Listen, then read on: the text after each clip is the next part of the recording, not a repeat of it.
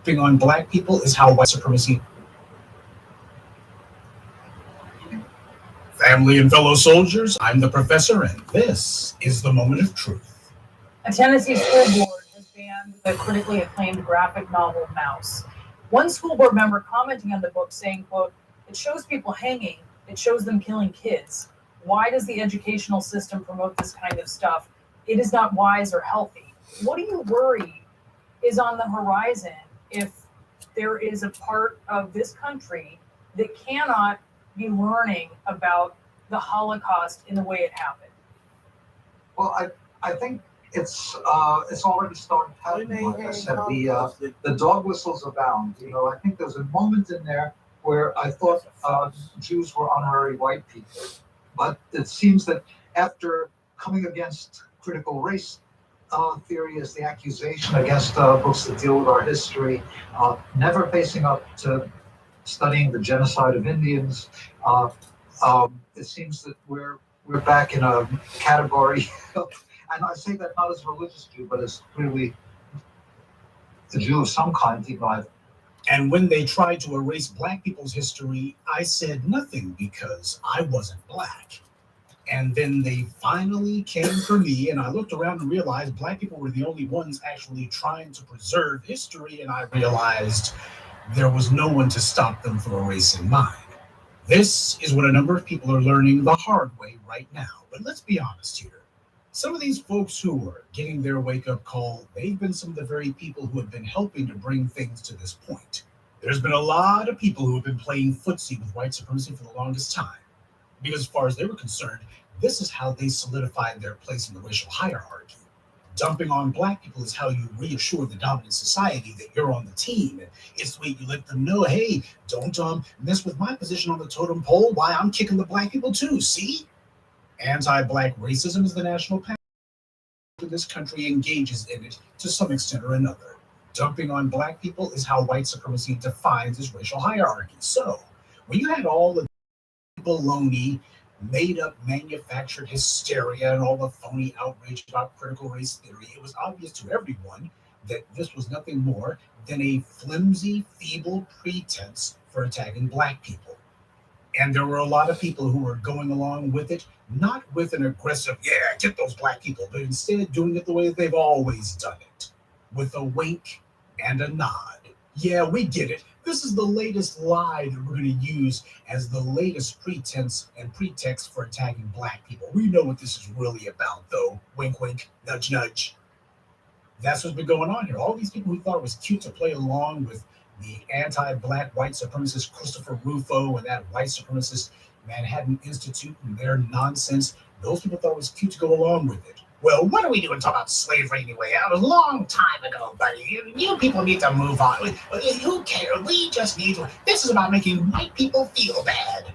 And the people who were helping to signal boost that talking point, never occurred to them that white supremacy had also brought them in for some abuse from time to time and has been pivoting to go at them again. It never quite sunk in with them. They never quite figured it out.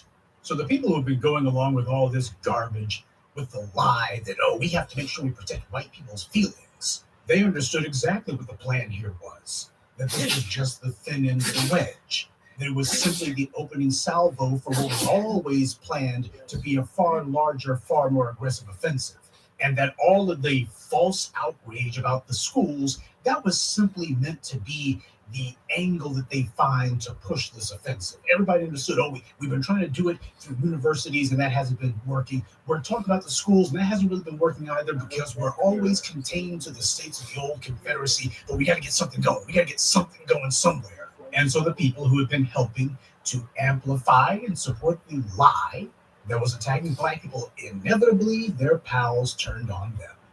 First, it was a few uncomfortable whispers and a little bit of murmuring about, well, we got to tell both sides of the Holocaust. That's when they started getting a little bit suspicious. Both sides of that sounds kind of ominous.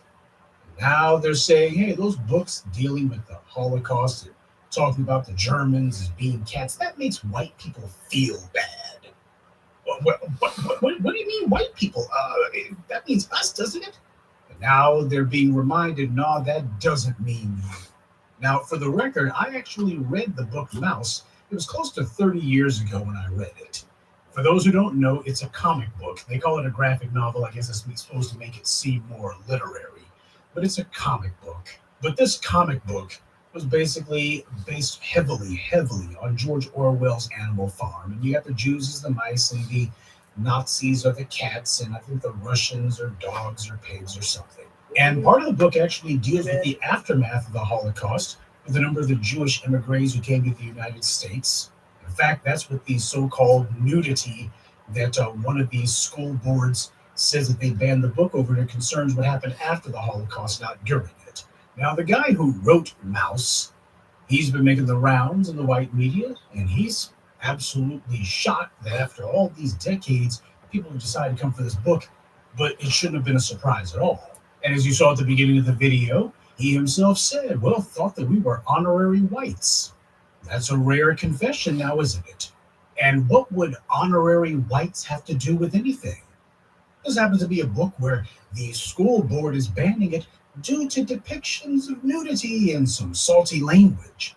Didn't say anything about white at all, and yet Mr. Spiegelman, that's the first thing he went to. And here I thought that we were white. Well, what does that mean? Obviously, white is a euphemism for more than just skin color. What does that mean? Oh, this kind of thing isn't supposed to be happening to white people. Well, I would have a question for Mr. Spiegelman. When he saw all of these attempts to eradicate Black history from the schools and to make it where they're going to do what they can to erase Black history and any discussion of race from the society, how strongly and how loudly was Mr. Spiegelman speaking about that? Because they always begin the process of some sort of act of mass oppression by going after Black people first. And the reason why, of course, is everybody seems to have this kinky need to kick us around, and everybody thinks it's cute to mistreat us. And then you set the precedent where it's okay to have this policy in place. The next thing you know, the bad guys inevitably get around to aiming at everybody else. And by then, you got these other groups going, wait a minute, you can't do this to me. I'm a white man. And hasn't that always been the battle cry of these other non-white groups? When white supremacy decides to slap them around, they start all of a sudden reminding the dominant society, wait a minute, we're one of you, remember?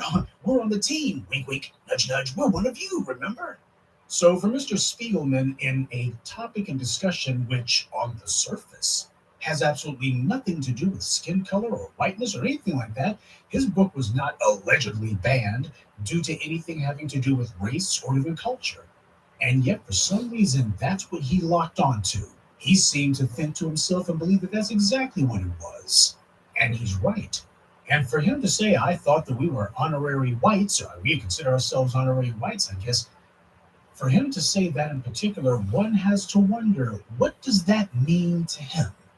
Because for this to have come as some sort of massive surprise to him, for this to have snuck up on him when it was like A train barreling down your throat, that says a lot.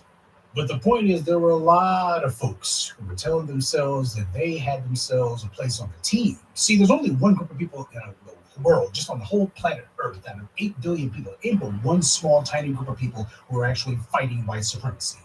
And that's us, the former slaves of the United States. We're it. We are not the first line of defense. We're the last ditch in this case. That's it. Nobody else is fighting it. Nobody else at all. Everybody else is simply trying to find a comfortable place under white supremacy. And Black Empower is making it clear the only safe place under white supremacy is fighting it. These other folks, seems like all these other groups, no matter how many times white supremacy kicks them in the teeth, they always keep coming back for more. Now, when Black people say that we're the canary in the coal mine, these other groups should understand that by now, and they do understand it. But even if white supremacy only affected Black people alone, there would still be no excuse for allowing it to harm Black people and make our lives more difficult. Just the fact alone that it's harming Black people should be more than enough motivation for any other group to look and say this is intolerable. As Black people, we certainly don't need to be personally affected by something for us to speak out on the mistreatment of other people. We had nothing to do with the Vietnam War, and yet you have Black folks who are out there putting on the cape and doing the most to say the United States cannot do this. Always some Black folks sticking up for everybody else except for other Black people. We always stick up for everyone else. poor black people are being attacked, well, that's kind of personal, isn't it? That's a personal problem for you people. Everyone is just fine with anti-black racism. That is, until the white supremacists finally turn their guns on them, then all of a sudden, we're all in this together. This is the reason why all of that alliance stuff is and always has been a zero-sum game for us. It's not really a proposition that's going to do us any good, not in the long term or the short term. Because if we have to drag people kicking and screaming to see the big simple reality that white supremacy has no permanent plans for any of its tools, if we got to drag people to that truth and they can't figure it out on their own, then we're going to waste a lot of time and a lot of energy trying to take people who are fighting us and figure out if they're ever going to discover religion. And progress doesn't work that way. If people don't want to accept the reality, then so be it. White supremacy will take its course, and it will make believers out of them right before it squishes them. What's at stake here is the same thing that's always been at stake, and that is the uneven, unjust distribution of resources, hoarded for a small number of few, and kept away from the people who actually generated it. Now, when we bring up our history and remind this nation of what it has done to us, we also remind everyone of what this nation owes us. That's a threat, not just to white privilege, but also to these other groups who white supremacy has assigned a place on the racial totem pole, a place above us. So a lot of these other non-white groups, they look at it, and white supremacy's hierarchy, as far as they're concerned, is comforting. White supremacy has assigned them a place, a guaranteed place. Sure, it's not as high as those classified as white, but it's higher than black people, and for a lot of these other folk, that's enough.